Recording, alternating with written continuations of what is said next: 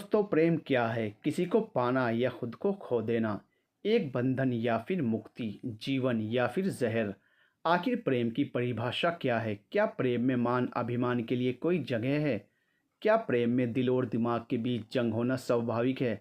क्या यह प्रेम दो प्रेम करने वालों के बीच की जंग है, या फिर प्रेम में प्रेमी खुद से भी कभी लड़ पड़ता है? क्या एक साथ कभी दो व्यक्तियों से प्रेम हो सकता है? अगर नहीं, तो फिर दूसरे प्रेम की अनुभूति के वक्त पहला प्रेम क्या मर जाता है, या दूसरा प्रेम, जो प्रेम प्रतीत होता है, क्या वह प्रेम नहीं होता? इन सभी प्रश्नों के उत्तर चाहिए थे गायत्री को। आज जिंदगी के जिस मोड़ पर वह खड़ी थी, वहां से आगे बढ़ने के लिए उसे दो रास्ते नजर आ रहे थे। एक रास्ता वह था जिस पर वह पिछले 4 सालों से चल रही थी, जिस पर उसका हमसफ़र था, उसका पहला प्रेम, उसका पति शेखर। और दूसरा रास्ता जिस पर चलने की हिम्मत तो नहीं थी, लेकिन उसकी ख्वाहिश ज़रूर थी, जिसमें वह संजय को अपना हमसफ़र बनाना चाहती थी। किस तरफ कदम बढ़ाऊं और किस तरफ नहीं, इसी पशोपेश में उसके दिमाग को अनेकों प्रश्नों ने आकर घेर लिया था। अपने बिस्तर पर बार बार करवटें बदलती वह चैन से सो नहीं पा रही थी। आज जैसे कोई फैसले की रात थी, वह उठकर बैठ गई और अपने अब तक के जीवन के बारे में सोचने लगी। गायत्री की शादी 4 साल पहले शेखर के साथ हुई थी। दोनों का प्रेम विवाह हुआ था। दोनों के माता पिता भोपाल में रहते थे। शादी के बाद ही शेखर गायत्री के साथ मुंबई आकर बस गया था। वह एक प्राइवेट कंपनी में असिस्टेंट मैनेजर की नौकरी करता था। नई नई शादी के बाद मुंबई जैसी माया नगरी में उनकी ज़िंदगी खूब अच्छे से बीत रही थी। साथ साथ घूमना, देर रात तक जुहू बीच पर टहलते रहना, खाना पीना भी अक्सर बाहर ही हो जाया करता था। मन किया तो कोई फिल्म देखा है, नहीं तो दोस्तों के संग पार्टीज में जाना, सब कुछ जैसे मन मुताबिक चल रहा था। लेकिन गायत्री के यह सुनहरे दिन जल्द ही एक आम सी दिनचर्या में बदल गए। शेखर की सैलरी वैसे तो अच्छी ही थी, जिस वजह से घर में किसी चीज़ की कमी नहीं थी। लेकिन जब एक दिन शेखर के बॉस ने उसे ज़्यादा कमाई की पेशकश की, तो शेखर उसे ठुकरा नहीं पाया।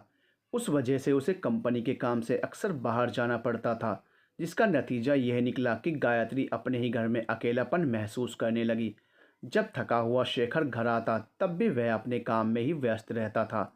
घर में रहते हुए भी वह गायत्री पर कम ही ध्यान दे पाता था, जिस वजह से गायत्री उदास रहने लगी थी।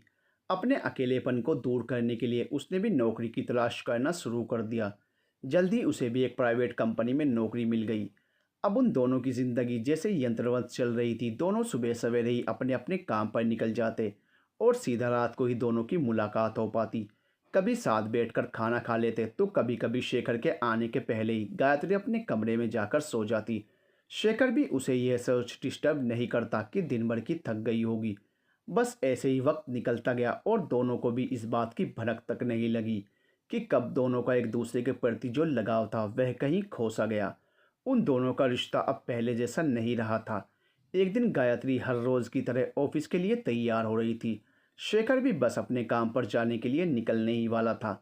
उसने अपनी बैग में कुछ सामान रखते हुए कहा, गायत्री, मैं बस निकलूँगा अभी। मुझे लौटने में लगभग 5-6 दिन तो लग ही जाएंगे। तुम अपना ख्याल रखना, और कोई भी काम हो मुझे बस एक कॉल कर देना। उसकी बात सुन गायत्री ने हैरानी से कहा, 5-6 दिन? तुमने मुझे पहले क्यों नहीं बताया? शेखर, कब बताता? कल रात जब मैं घर आया तुम सो चुकी थी, और उससे पहले तो मेरा जाना ही डिसाइड नहीं था। इसमें इतनी परेशान होने वाली क्या बात है? लो अब बता देता हूँ, मैं अभी दिल्ली के लिए निकल रहा हूँ और आने में कुछ दिन तो लग जाएंगे। गायत्री, शेखर, हम लोग एक ही घर में रहते हैं। तुम शायद भूल गए हो कि हम दोनों पति पत्नी हैं। इतनी क्या मसरूफियत थी कि तुम्हें मुझे बताने का वक्त ही नहीं मिला। शेखर, गायत्री प्लीज़, तुम फिर से वही सब बातें लेकर मत बैठ जाओ। आखिर में यह सब हमारे उज्जवल भविष्य के लिए ही तो कर रहा हूँ। आज हम दोनों अकेले हैं, कल को हमारे बच्चे होंगे। मैं उन्हें एक शानदार ज़िंदगी देना चाहता हूँ। उसके लिए मुझे आज तो मेहनत करनी ही पड़ेगी ना। मैं पूरा दिन तुम्हारे पहलू में नहीं बैठ सकता। बात को समझो तुम। गायत्री, पूरा दिन? क्या तुम्हें याद है पिछली बार कब हमने साथ बैठकर खाना खाया, या कहीं बाहर साथ घूमने गए हों? मैं यह नहीं कहती कि पूरा दिन मेरे आसपास रहो, लेकिन हम कुछ पल तो सुकून के साथ बिता सकते हैं ना। पहले तो तुम ऐसे नहीं थे शेखर। तुम्हें क्या हो गया है? तुम इतना क्यों बदल गए हो? मैं भी नौकरी करती हूँ, काम की परेशानियाँ मुझे भी होती हैं, लेकिन मैं कभी उन्हें घर तक नहीं आने देती। तुम्हारे साथ वक्त बिताना सिर्फ मेरी चाहत ही नहीं, मेरा अधिकार भी है। और भी बहुत कुछ कहना चाहती थी, आज वह अपने दिल के हर दर्द को बयान करना चाहती थी, लेकिन शेखर ने उसे बीच में ही टोक दिया। शेखर, देखो गायत्री, मुझे अभी निकलना है। इन सब बातों के लिए अभी वक्त नहीं है मेरे पास। मैं भी जाते जाते तुम्हें कोई अपशब्द नहीं कहना चाहता। प्लीज़ संभालो अपने आप को और मुझे भी चैन से अपने काम पर जाने दो। गायत्री ने उसकी बात सुन एकदम से चुप्पी साध ली। वह भी खुद बिल्कुल बहस के मूड में नहीं थी। बात करके भी क्या फ़ायदा था। पहले भी कई बार उसने बात करने की कोशिश की थी, लेकिन हर बार बातों का नतीजा केवल बहस के रूप में ही आता। उसने जल्दी जल्दी अपने बाल संवारे और वह भी ऑफिस के लिए निकल गई। उसके जाते ही शेखर भी एयरपोर्ट के लिए निकल गया। पूरे रास्ते गायत्री ने अपने अंदर के तूफान को रोक रखा था, जो उसकी आंखों से छलकने को तैयार था। उसने अपने आप से कहा, नहीं गायत्री, तुम रोओगी नहीं, इतनी कमज़ोर तो नहीं तुम। फिर भी आंखों के ओर में आए एक नन्हे से आंसू ने बगावत कर दी और आंखों से छलक ही पड़ा। अपने विचारों में गुम, अपने आप को संभालने में व्यस्त, वह कब ऑफिस पहुंची उसे पता ही नहीं चला। ऑफिस पहुंचते ही उसे याद आया, आज तो उसकी मैनेजर के साथ ज़रूरी मीटिंग थी। वह जल्दी से अपने डेस्क पर पहुंची, अपना बैग रखते मेज की दराज से एक फ़ाइल निकाली और सीधे मैनेजर के रूम की ओर बढ़ गई। अंदर प्रवेश करते ही उसने देखा मैनेजर किसी से बात करने में व्यस्त थे। वह एक नया एम्प्लॉय था। गायत्री के मैनेजर ने उसे उस नए एम्प्लॉय से मिलवाया। नाम था संजय। संजय खूबसूरत, लंबा, गोरा और छरहरे बदन का नौजवान था। पहली नज़र में कोई भी लड़की जिस पर फिदा हो जाए, ऐसी मुस्कान लिए वह गायत्री के सामने खड़ा था। दोनों ने मुस्कुराते हुए एक दूसरे का अभिवादन किया। फिर वह कमरे से बाहर निकल गया और गायत्री अपने काम में व्यस्त हो गई। दोपहर को जब गायत्री ऑफिस के कैंटीन में बैठी अकेले ही अपना लंच कर रही थी, तो संजय भी वहां आ पहुंचा। उसने बड़ी विनम्रता के साथ गायत्री से पूछा, क्या मैं आपके साथ लंच कर सकता हूँ? गायत्री, हाँ हाँ, क्यों नहीं, आइए ना। संजय को देख गायत्री सोचने लगी, इसे कौन लड़की मना कर सकती है, कितना खूबसूरत है, कितनी प्यारी मुस्कान है। लेकिन जब उसने अपने ही विचारों पर गौर किया तो उसे शर्म सी महसूस हुई। ओह, यह मैं क्या कर रही हूँ। अपना गला साफ करते हुए उसने पानी की एक घूंट ली। संजय, क्या हुआ, आप ठीक तो है ना? गायत्री ने अपने चेहरे के भाव ठीक करते हुए कहा, नहीं नहीं, कुछ नहीं। उसने बात को पलटते हुए कहा, कैसा लगा आपको नया ऑफिस? संजय, अच्छा है, अभी तो आज पहला ही दिन है, लेकिन सबने बहुत अच्छे से बात की, तो मुझे लगा ही नहीं कि मैं यहाँ नया हूँ। गायत्री, हाँ, यहाँ का माहौल ही ऐसा है। जब मैंने ज्वाइन किया था तो मैं भी बहुत डरी हुई थी, लेकिन दूसरे दिन से ऐसा लगा जैसे सब अपने ही लोग हों। इस तरह पूरे लंच टाइम में दोनों बातचीत करते रहे। पहली ही मुलाकात में संजय ने गायत्री पर अपना इम्प्रेशन डाला था। वह उसके व्यक्तित्व से काफ़ी प्रभावित हुई थी। उस दिन के बाद से ना जाने क्या हुआ था गायत्री को, वह खुश रहने लगी थी।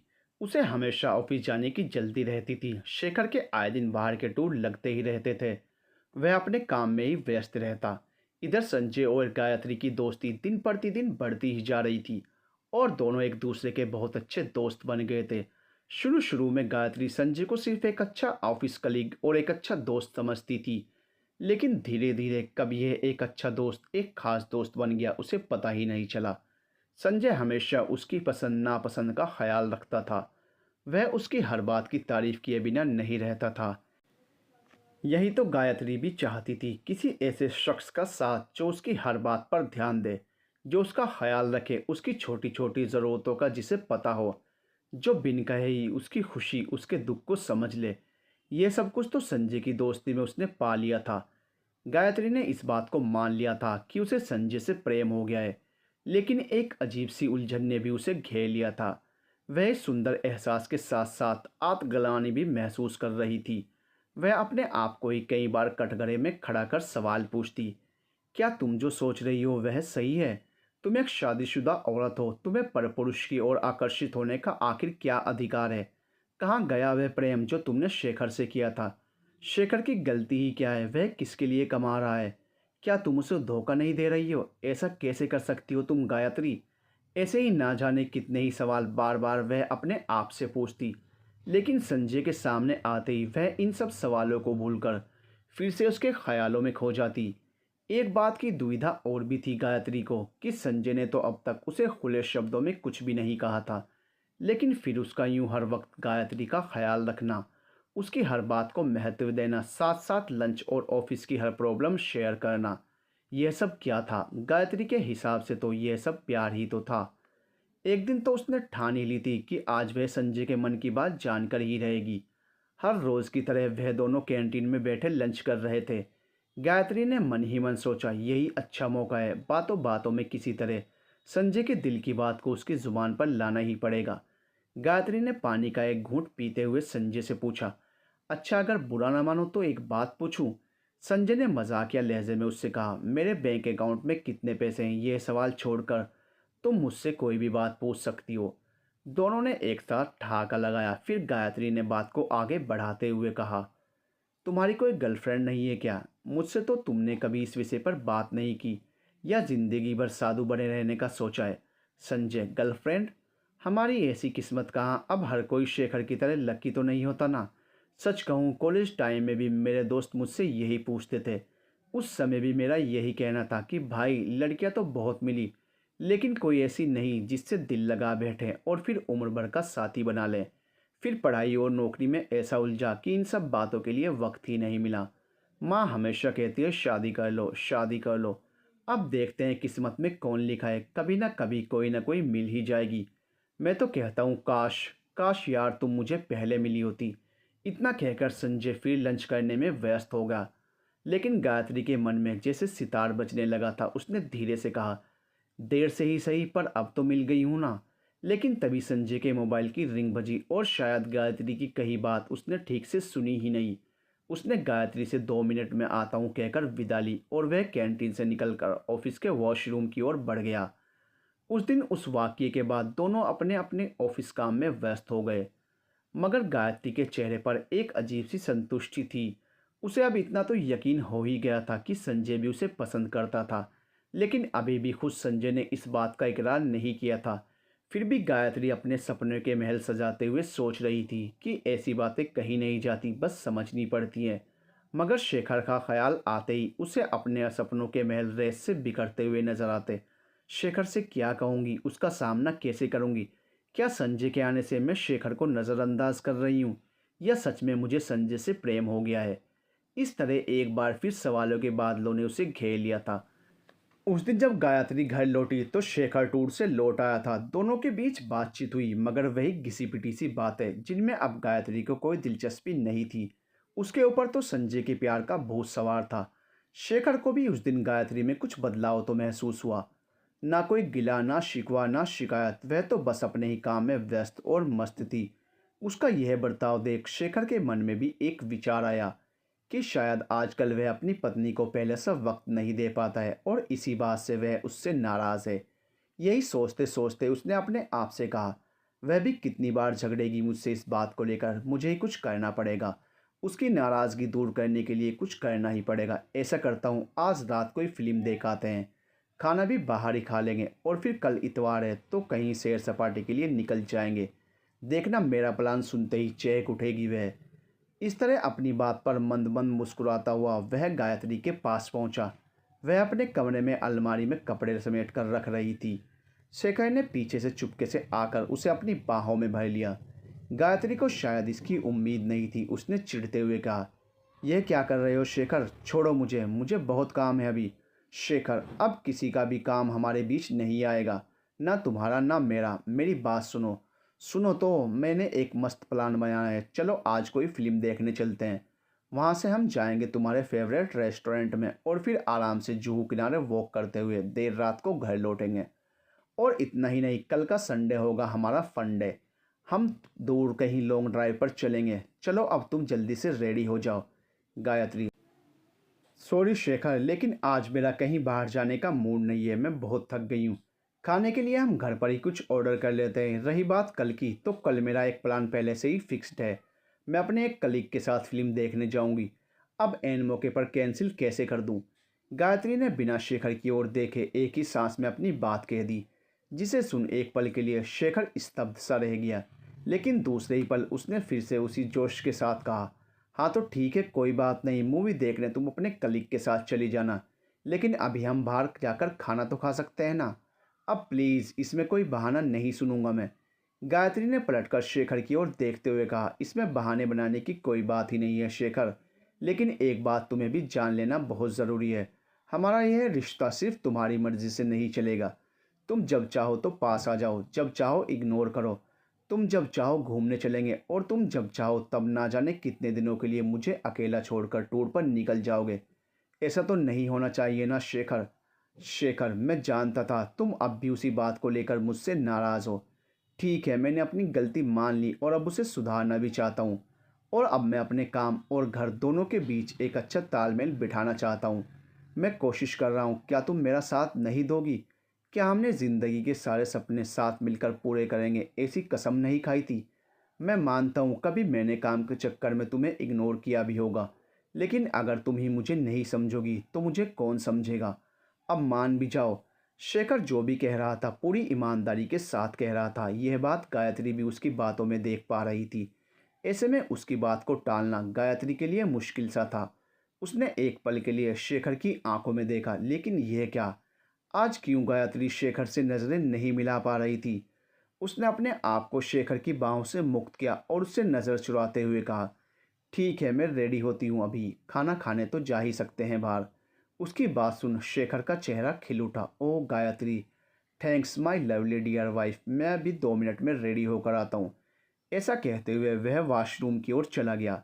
इधर गायत्री तैयार होते होते सोच रही थी, शेखर की बात टालने के लिए उससे कल के बारे में झूठ तो कह दिया है, लेकिन अब क्या करूं? क्या सच में संजय के साथ मूवी देखने चली जाऊं या और कोई बहाना बना दूं? कुछ देर सोचने के बाद उसने झट से अपना मोबाइल उठाया और संजय को मैसेज करके कल के प्लान के बारे में बताया। संजय ने भी तुरंत हामी भर दी। एक पल के लिए तो गायत्री को बहुत खुशी हुई कि कल का पूरा दिन वह संजय के साथ रहेगी, लेकिन फिर दूसरे ही पल आत्मग्लानि के बादलों ने उसे चारों ओर से घेर लिया। आईने में बाल संवारते हुए जब उसने अपना अक्स देखा तो उसे खुद से ही घिन आने लगी। उसके कानों में खुद की आवाज़ गूंजने लगी, धोखेबाज हो तुम, शेखर को धोखा दे रही हो। वह तो तुमसे आज भी उतना ही प्यार करता है जितना पहले करता था, मगर तुम ये क्या कर रही हो गायत्री? पिछले 10 मिनट से अपने ही ख्यालों में खोई गायत्री को अचानक तब होश आया जब शेखर भी अपने बाल संवारने के लिए आईने के सामने आकर खड़ा हो गया। उसने गौर किया, अभी भी उसके पत्नी के चेहरे पर वह पहले वाली मुस्कान लौटी नहीं थी। उसने धीरे से गायत्री के पास जाते हुए उसके कानों में कहा, मेरी जान, कसम खाता हूँ अब शिकायत का मौका नहीं दूंगा।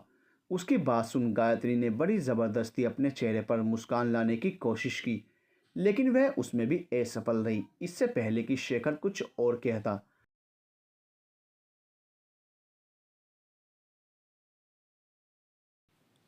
वह बेडरूम से निकलकर सामने ड्राइंग रूम की ओर बढ़ गई। किसी तरह अपने मन को समझाते हुए वह शेखर के साथ बाहर घूमने निकली।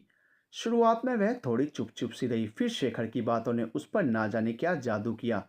उसे वह हर पल याद आने लगा जो उन दोनों ने साथ बिताया था। साथ ही वह दिन भी याद आए जब वह दोनों नए नए इस शहर में आए थे। कितने सुहाने दिन थे वह भी। आश्चर्य की बात तो यह थी कि अपने पहले वाले शेखर को पाकर कुछ पल के लिए ही सही गायत्री संजय को भूल गई थी। देर रात घर लौटने के बाद भी शेखर की बातें ख़त्म ही नहीं हो रही थी। ना जाने कितने दिनों बाद उन दोनों ने साथ बैठकर इतनी बातें की थी। फिर जब बातों ही बातों में उसने गायत्री को अपने आगोश में लिया तो वह भी अपने आप को रोक नहीं पाई। सुबह नाश्ते के टेबल पर शेखर ने गायत्री से कहा, अब जब तुम्हारा आज का मूवी का प्लान फिक्स्ड है तो मैं भी अपने दोस्तों से मिलाता हूँ। तुम्हारी तरह उन्हें भी मुझसे काफ़ी शिकायतें हैं। उसकी बात सुन गायत्री को लगा, काश मैं संजय को मैसेज ना करती तो ठीक रहता।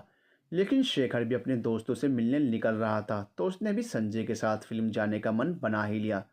जब वह घर के पास वाले मॉल में पहुंची तो देखा संजय वहीं उसका इंतज़ार कर रहा था। दोनों ने साथ साथ फिल्म देखी, फिर एक इटालियन रेस्टोरेंट में बैठकर पिज्ज़ा का लुत्फ़ उठाया और फिर कुछ देर मॉल में सैर सपाटा किया। ना चाहते हुए भी पूरे वक्त गायत्री शेखर और संजय के बीच तुलना करने लगी, जैसे परखना चाहती हो कि वह किसके साथ खुश रहेगी। वह अपने आप को एक अजीब सी उलझन में फंसते हुए देख रही थी।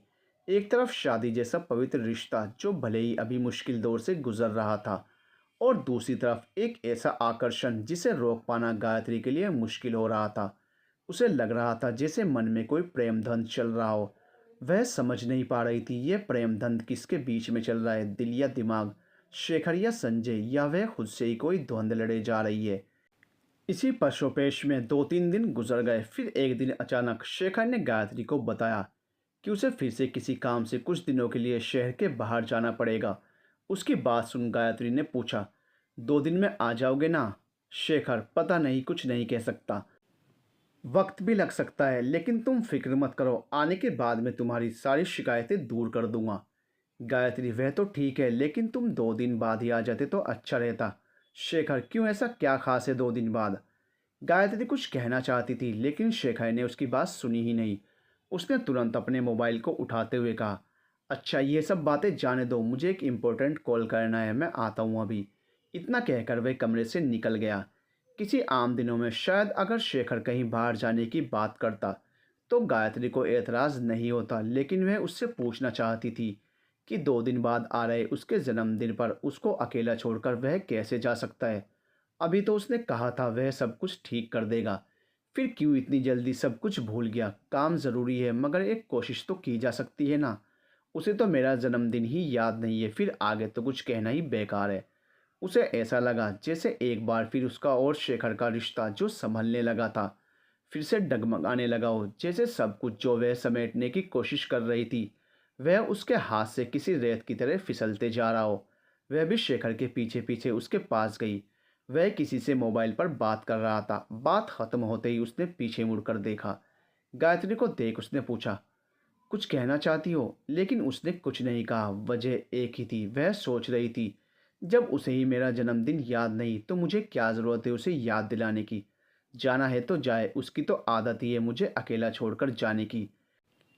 जीवन के हर मोड़ पर अगर मुझे अकेले ही चलना है तो मैं क्यों उसकी परवाह करूं? सोचने को तो उसने बहुत कुछ सोचा था, लेकिन मन से वह उदास हो चुकी थी। शेखर और उसके रिश्ते में कुछ दिन पहले आए बदलाव से शायद उसने कुछ उम्मीदें जोड़ ली थी जो शायद फिर से टूटने लगी थी। वह चुप रही, कुछ नहीं कहा और शेखर अपने टूर पर निकल गया, अब तक के अपने बीते हुए पलों में गुम। गायत्री जब अपने वर्तमान में लौटी तो उसने अपने आप को अपने बेडरूम में अकेला पाया। यही अकेलापन तो उसे पसंद नहीं था। अपने मन में चल रहे ध्वंस से जैसे उसका सिर भारी होकर फटने को था। वह चुपचाप अपने बेड से उठी और वॉशरूम गई। उसने चेहरे पर पानी की कुछ बूंदें मारी और आईने में देखने लगी।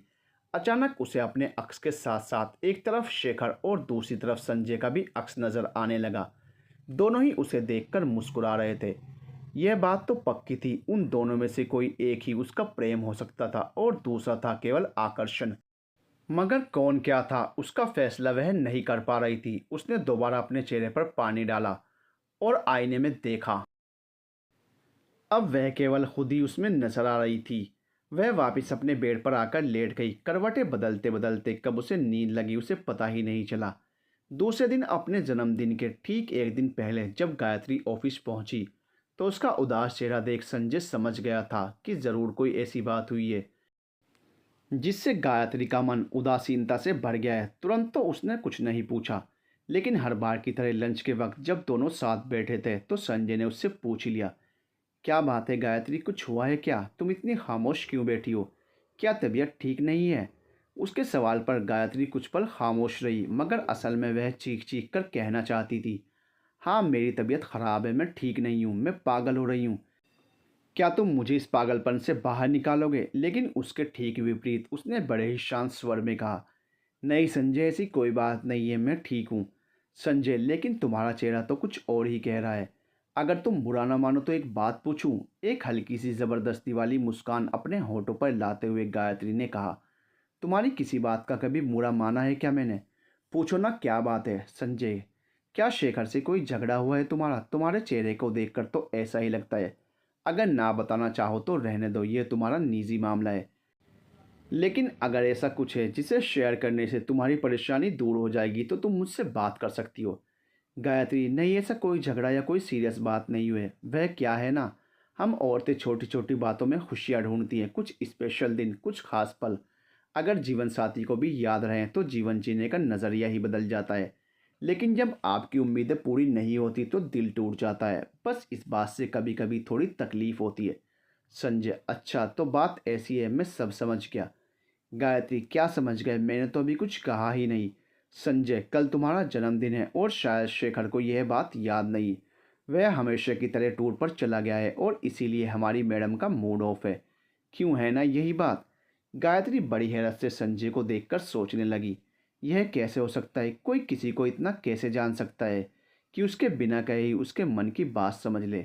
गायत्री, तुम्हें कैसे पता? और तुम्हें मेरा जन्मदिन याद है?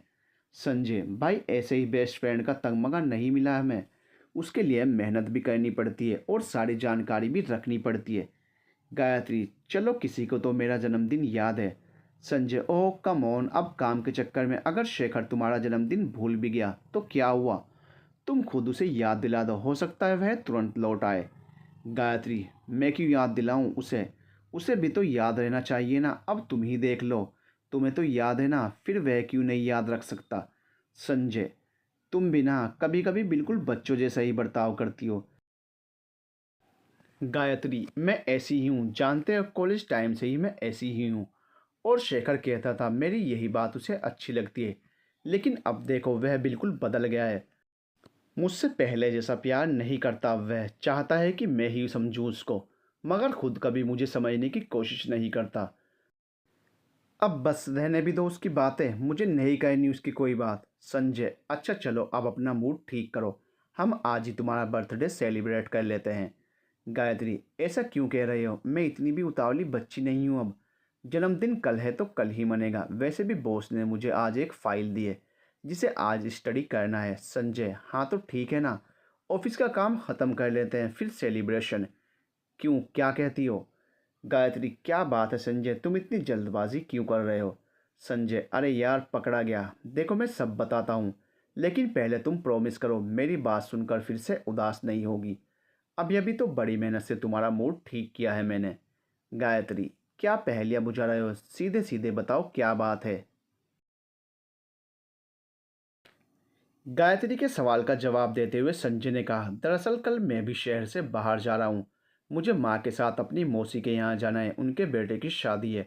असल में तो मैं जाना ही नहीं चाहता था, मुझे तुम्हारा जन्मदिन जो याद था, लेकिन क्या करूँ, माँ ने अपनी कसम दे दी।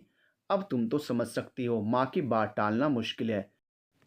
मैं ऑफिस आते ही तुम्हें बताने वाला था, मगर जब तुम्हारा उदास चेहरा देखा तो अपनी बात को रहने दिया। गायत्री, अच्छा तो इसीलिए कब से आज ही पार्टी कर लेते हैं कि रट लगाए हो? जाओ तुम भी जाओ, मेरे जन्मदिन का क्या है, वह तो हर साल आता है और इतना भी क्या है सेलिब्रेशन एंड ऑल। अब बच्चे थोड़े ही रहे जो इतनी सी बात पर रूठ जाएंगे। संजय, मैं जानता था, मैं सोच ही रहा था कि ना जाने मुझे कितने तंज कितने ताने सुनने पड़ेंगे। मैं कौन होती हूँ तुम्हें ताने देने वाली? इतना कहकर गायत्री ने अपना खाना समेटा और वह वॉशरूम की तरफ जाने लगी। तभी संजय ने उसका हाथ पकड़कर उसे रोकते हुए कहा, गायत्री मेरी बात तो सुनो। उसके हाथों का स्पर्श लगते ही गायत्री जैसे ठिठुर सी गई। उसने अपने आसपास नज़र डाली, वहाँ उन दोनों के अलावा कोई नहीं था। सब कब का अपना लंच ख़त्म करके जा चुके थे। संजय ने बड़ी सहजता से उसका हाथ अपने हाथों में लेते हुए कहा, अब ऐसी भी क्या नाराज़गी, अब मान भी जाओ।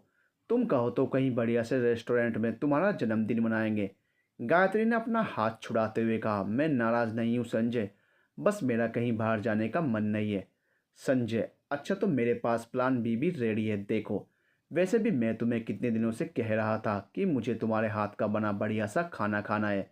यह टिफ़िन का सलाद पास्ता तो बहुत चख लिया, मज़ेदार इंडियन डिशेज खिलाओगी कहा था ना तुमने। तो लो आज ही हो जाए एक शानदार डिनर, क्या कहती हो? गायत्री, ठीक है, शाम को मिलते हैं, ऑफिस से सीधा घर ही चलेंगे।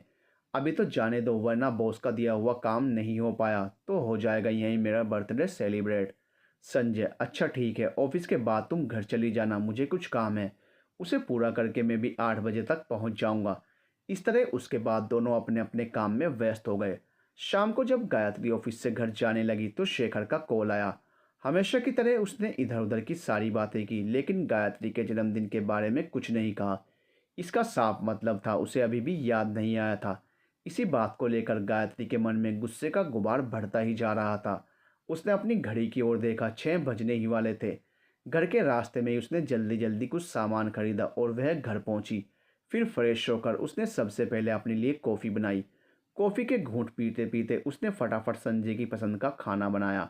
फिर पूरा घर समेटा और नहाने चली गई। नहाकर लौटी वह अपनी अलमारी में कोई अच्छी सी पोशाक ढूंढने लगी। क्या पहनूं के चक्कर में काफ़ी वक्त बर्बाद कर दिया। अचानक उसकी नज़र अपनी लाल साड़ी पर पड़ी। शेखर ने उसे यह साड़ी उसकी शादी की तीसरी सालगिरह पर तोहफे में दी थी। उसने झटपट साड़ी ली और तैयार हो गई। साथ में मैचिंग ज्वेलरी और लाल बिंदी लगाने के बाद वह बेहद खूबसूरत लग रही थी। अपने आप को एक बार आईने में निहारने के बाद वह हॉल की तरफ मुड़ी ही थी कि डोरबेल बजी। डोरबेल की आवाज़ सुनते ही वह दरवाजे की ओर भागी। दरवाज़ा खोला तो सामने अपनी वही प्यारी सी मुस्कान लिए संजय खड़ा था। दूसरी उजली सफ़ेद शर्ट और ब्लू जींस में वह बेहद हैंडसम लग रहा था। एक हाथ में खूबसूरत फूलों का गुलदस्ता और दूसरे हाथ में एक छोटा सा बक्सा लिए वह खड़ा था। गायत्री तो बस उसे देखती रह गई। इसी प्यारी मुस्कान ने ही तो उसे मोहित कर रखा था। कुछ तो बात थी संजय में जो वह बार बार अपना आपा खो बैठती और लाख कोशिश करने पर भी उसके आकर्षण से बच नहीं पाती। जब संजय ने देखा गायत्री कहीं खोई हुई है तो उसने कहा, अब अंदर भी बुलाओगी या यहीं खड़े खड़े हम बर्थडे मना लें? गायत्री, अरे आओ ना, तुम भी अभी तक बाहर खड़े हो। और यह क्या? वाओ, कितने प्यारे फूल हैं, मेरे लिए हैं? संजय, नहीं, तुम्हारे यहाँ जो काम वाली बाई आती है ना उसके लिए हैं। कल जब आए तो उसे दे देना। गायत्री, ओहो, तुम भी ना, हर बात में मजाक। दो, मैं इन्हें वॉश में सजा देती हूँ। वैसे thank you so much. Sanjay ने अपने हाथ का बक्सा भी गायत्री को थमाते हुए कहा, और साथ में यह भी। गायत्री, अब यह क्या है? संजय, बाद में खुद ही खोल कर देख लेना। वैसे एक बात कहूँ, इस लाल साड़ी में बहुत खूबसूरत लग रही हो। सच है, भारतीय परिधान में स्त्री की खूबसूरती में चांद चांद लग जाते हैं। इतना कहकर संजय ड्राइंग रूम में दाखिल हुआ। पहले उसने चारों ओर घूमकर घर देखा और कहा, अरे वाह, घर तो तुमने बहुत अच्छा सजाया। ऑफिस के साथ साथ तुम्हें ये सब काम करने के लिए भी वक्त मिल जाता है क्या? कांच के खूबसूरत से वॉश में फूलों को सजाते हुए गायत्री ने कहा, अपने घर को सजाने के लिए वक्त की नहीं, चाह की ज़रूरत होती है। और फिर वह कहावत तो तुमने सुनी ही होगी, जहाँ चाह वहीं रहा। संजय, सही कहा। वैसे खाने की खुशबू से मैं कह सकता हूँ कि तुमने दाल मखनी बनाई है, और शायद साथ में पालक पनीर। गायत्री, तुमसे तो कोई बात छुपाना बहुत ही मुश्किल है। अभी तो मैंने खाना टेबल पर लगाया ही नहीं और तुम हो कि मेरा सारा सरप्राइज खराब कर दिया। संजय, तुम सरप्राइज की बात कर रही हो? तुम्हारा तो पूरा घर खाने की खुशबू से महक उठा है। गायत्री, ठीक है, लेकिन पहले बैठो तो सही। मैं कुछ पीने के लिए लाती हूँ। संजय, यह शौक भी रखती हो तुम? जब उसकी बात सुन गायत्री ने पलटकर उसकी तरफ तिरछी नज़रों से देखा तो संजय ने अपने कान पकड़कर कहा, ओके, नो मोर जोक्स। फिर गायत्री कोल्ड ड्रिंक लेने किचन में चली गई। जब वह कोल्ड ड्रिंक्स और कुछ खाने की चीज़ें लेकर बाहर आई तो देखा संजय सामने दीवार पर लगी उसकी और शेखर की तस्वीरों को देख रहा था। संजय, तो तुम मुझे इस लकी मैन से कब मिलवा रही हो? गायत्री, पहले उसे मेरे लिए तो फुर्सत मिल जाए, फिर तुमसे भी मिलवा दूंगी। संजय, क्यों ऐसा कह रही हो? गायत्री, मैंने तुमसे कहा था ना, मुझे उस बारे में कोई बात नहीं करनी। Sanjay, okay, no more serious topics. Gayatri, अच्छा यह बताओ, यहाँ आते वक्त माँ से क्या कहा कि कहाँ जा रहे हो? संजय, क्या कहना था, यही कि गायत्री के यहाँ जा रहा हूँ। गायत्री, तो क्या माँ जानती है मुझे? संजय, तो और क्या, वह तो तुमसे मिलने का भी कह रही थी, मैंने कहा मिलवा दूंगा कभी। गायत्री, सच? तो मैं ही कभी आ जाऊंगी माँ से मिलने। इस तरह दोनों बहुत देर तक बैठे बातें करते रहे। बातों में उलझी गायत्री यह भूल ही चुकी थी कि उसने संजय को खाने के लिए तो पूछा ही नहीं। थोड़ी देर बाद खुद संजय ने ही उससे कहा, गायत्री, अब जो खाना तुमने बनाया है ज़रा उसे भी चख लें। गायत्री, ओ, मैं तो बिल्कुल ही भूल गई थी, आई एम सॉरी, मैं अभी खाना गर्म करके लाती हूँ। संजय, चलो मैं भी तुम्हारी मदद करता हूँ। वह दोनों जल्दी से किचन में गए और सारा खाना टेबल पर लाकर सजा दिया। फिर दोनों ने बैठकर ढेर सारी बातों के साथ खाने का लुत्फ उठाया। संजय पूरे वक्त खाने की तारीफ करता रहा, जिसे सुन गायत्री भी फूली नहीं समा रही थी। डिनर होने के बाद भी काफ़ी देर तक दोनों बतियाते हुए बैठे रहे। जब संजय ने घड़ी की ओर देखा तो रात के 10:30 बजने वाले थे। संजय, अच्छा गायत्री, काफ़ी देर हो गई है, अब मुझे चलना चाहिए।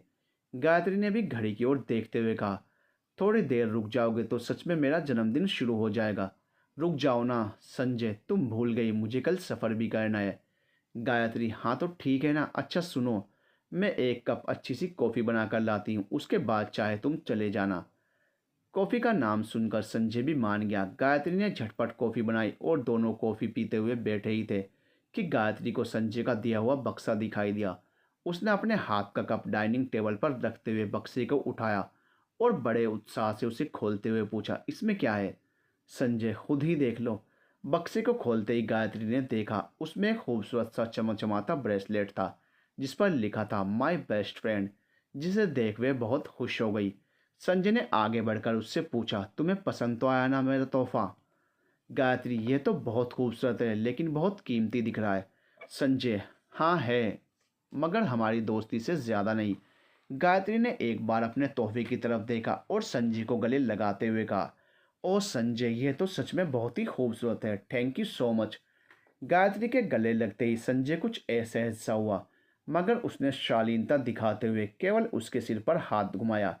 फिर गायत्री ने उसकी आंखों में देखा और उसकी ओर देखते हुए कहा, संजय, मैं जानती हूँ तुम मुझे पसंद करते हो और शायद मैं भी तुम्हें चाहने लगी हूँ, लेकिन फिर भी ना जाने क्यों मैं एक उलझन में हूँ। अब तुम ही बताओ मुझे क्या करना चाहिए।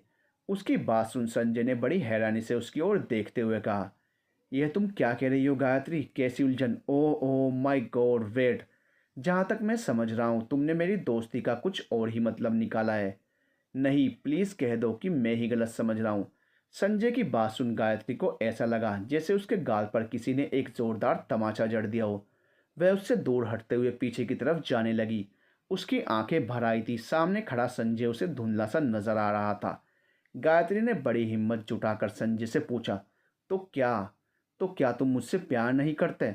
संजय ने उसे संभालते हुए कहा, करता हूँ गायत्री, करता हूँ, मैं तुमसे प्यार करता हूँ, लेकिन वैसा वाला नहीं जैसा तुम समझ रही हो। वी आर बेस्ट फ्रेंड्स, आज तक तुम्हारे जैसी कोई दोस्त कभी नहीं थी मेरी। गायत्री, तो फिर वह सब क्या था? तुम्हारा यूं हर पल मेरा ख्याल रखना, मेरी हर छोटी छोटी चीज़ों का ध्यान रखना, और वह तुम्हारा यह कहना कि काश तुम मुझे पहले मिली होती। संजय, वह तो बस, दरअसल अब मुझे लग रहा है कि असल में गलती तो मेरी है। अपनी दोस्ती में मेरे बेपरवाह रवैये को तुमने कुछ और ही समझ लिया, और जिस उलझन की तुम बात कर रही हो वह भी मेरी वजह से ही हुई है। गायत्री, क्या मतलब है तुम्हारा? संजय, मेरी बात गौर से सुनोगी तो तुम्हें भी समझ आ जाएगा। मैं ठीक उस वक्त तुम्हारी ज़िंदगी में आया जब शेखर के टूर की वजह से तुम अकेलापन महसूस करती थी। फिर हम दोनों इतने अच्छे दोस्त बन गए कि हमारे बीच की सारी औपचारिकता ही ख़त्म हो गई। ऐसे में अनजाने में ही तुमने मुझसे और शेखर में तुलना करना शुरू कर दिया। जाहिर है हम एक ही ऑफिस में होने की वजह से मेरे साथ तुम्हारा ज़्यादा वक्त बीतने लगा।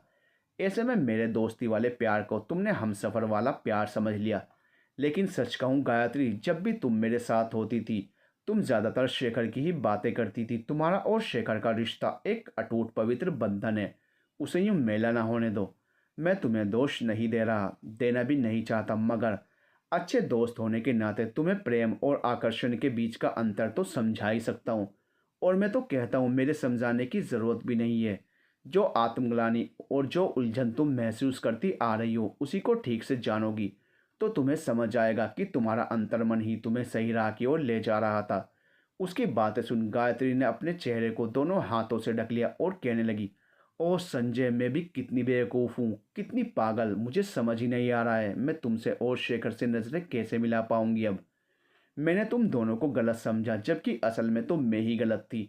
संजय, अपने आप को इस तरह कोसना बंद करो, कुछ नहीं हुआ है, मैं तुम्हें समझ सकता हूँ और मुझे यकीन है शेखर आज भी तुम्हें उतना ही चाहता है जितना पहले। उसे बस थोड़ा वक्त दो, उसे समझो, अपने इस प्रेम द्वंद्व को ख़त्म करो और अपने असली प्रेम को पहचानो। शेखर ही तुम्हारा असली प्रेम है, अपने इस प्रेम को निभाओ। शेखर तुम्हारी इन सारी बातों से बेखबर है और शायद बेखबर ही रहे तो ठीक है। ऐसे रिश्तों में मामूली सी शक की चिंगारी ही काफ़ी होती है सब कुछ तहस नहस करने को। इसीलिए अपने आप को संभालो और शेखर के साथ अपनी गृहस्थी को आगे बढ़ाओ। गायत्री, संजय मुझे माफ़ कर दो, मैंने तुम्हें बहुत गलत समझा। मेरी इस हरकत से तुम मुझसे नाराज़ तो नहीं होंगे ना? हमारी दोस्ती को तुम नहीं तोड़ोगे ना? संजय ने गायत्री के हाथ से ब्रेसलेट लिया और उसकी कलाई पर बांधते हुए कहा, तुम पागल हो बिल्कुल, ये ब्रेसलेट मैं यूं ही नहीं दे रहा हूँ तुम्हें, अपनी बेस्ट फ्रेंड माना है इसीलिए दे रहा हूँ। अब जो कुछ भी हुआ भूल जाओ और अब नए नज़रिए से देखना शुरू करो ज़िंदगी को। उसकी बात सुन गायत्री के चेहरे पर मुस्कान आ गई। संजय ने घड़ी की ओर देखा, रात के 11 बजे थे। उसने कहा, अब तो बहुत देर हो गई, मुझे अब चलना चाहिए, माँ भी इंतज़ार कर रही होगी। हाँ, एक और बात, पहले तो सोचा था आकर बताऊंगा, मगर सोचा बता ही देता हूँ, माँ ने मेरे लिए एक लड़की देखी है, मौसी के यहाँ उसी से मुलाकात करने जा रहा हूँ। सब ठीक रहा तो जल्दी ही शादी का सोचा है, तुम्हें दिखाने के लिए उसकी तस्वीर भी लाया था, यह देखो। गायत्री ने तस्वीर देखते हुए कहा, खूबसूरत है, बात बन जाए तो सबसे पहले मुझे खबर करना। संजय, यह भी क्या कोई कहने की बात है। और फिर संजय अपने घर की ओर निकल पड़ा। उसे जाते देख गायत्री की आंखों में एक बार फिर आंसू आ गए थे, पर वह खुशी के आंसू थे। उसके जैसा दोस्त पाकर वह खुश थी। आज के ज़माने में ऐसे लोग भी होते हैं, इस बात का वह यकीन नहीं कर पा रही थी। संजय के जाने के बाद गायत्री ने सबसे पहले घर समेटना शुरू किया। वह यंत्रवत काम करते हुए भी बस वही सब कुछ सोचती रही, जो अभी अभी कुछ देर पहले घटित हुआ था। ना चाहते हुए भी वह उस पल को भुला नहीं पा रही थी। उसे लग रहा था मानो उसके सामने की कोई दीवार खुल जाए और वह उसमें धंस जाए, या फिर ज़मीन फटे और वह उसमें समा जाए। अपनी ही हरकत पर वह शर्मिंदा हुए जा रही थी, मगर यह भी सोच तसल्ली थी कि संजय ने उसे परिस्थिति को कितनी अच्छी तरह से संभाल लिया था। सारे काम निपटाते हुए वह कमरे में गई। कपड़े बदलकर फ्रेश होकर वह अपने बिस्तर पर आकर लेटी ही थी कि मोबाइल की रिंग बजी। वक्त देखा तो 12 बजने को कुछ ही मिनट बचे थे। शेखर की कॉल देख उसे लगा, चलो आखिर उसे जन्मदिन याद आ ही गया। उसने कॉल रिसीव किया तो शेखर ने पूछा, सो गई थी क्या। गायत्री, नहीं, बस नींद नहीं आ रही थी, सो जाऊंगी। इतनी देर हो गई, तुम भी जगे हो, सोए नहीं। शेखर, नहीं, वह क्लाइंट के साथ बाहर खाना खाने गया था, वहीं देर हो गई। अच्छा सुनो ना, मैंने एक बहुत ज़रूरी बात के लिए कॉल किया था। आज मेरा एक बहुत इंपॉर्टेंट डॉक्यूमेंट आने वाला था, ज़रा देखो बाहर लेटर बॉक्स में आया कि नहीं। कहीं बारिश में भीग गया तो मुश्किल हो जाएगी, उसे अभी अंदर ले आओ प्लीज़। शेखर की बात सुन गायत्री का चेहरा मुरझा गया। फिर एक बार उसने उम्मीद की थी जो पूरी नहीं हुई। उसने कहा, हाँ देख लेती हूँ, अब रखती हूँ, सोऊंगी। इतना कहकर उसने फ़ोन काट दिया। वह अपने बिस्तर से उठी और बाहर जाते हुए संजय की बातों को दोहराने लगी। शेखर को वक्त तो उसे समझो, अपने इस प्रेम द्वंद्व को ख़त्म करो और अपने असली प्रेम को पहचानो। शेखर ही तुम्हारा असली प्रेम है, अपने इस प्रेम को निभाओ। इन्हीं शब्दों को दोहराते हुए वह हॉल में पहुंची। बाहर जाने के लिए उसने दरवाजे को खोला तो देखा बाहर शेखर हाथ में केक और फूलों का गुलदस्ता लिए खड़ा था।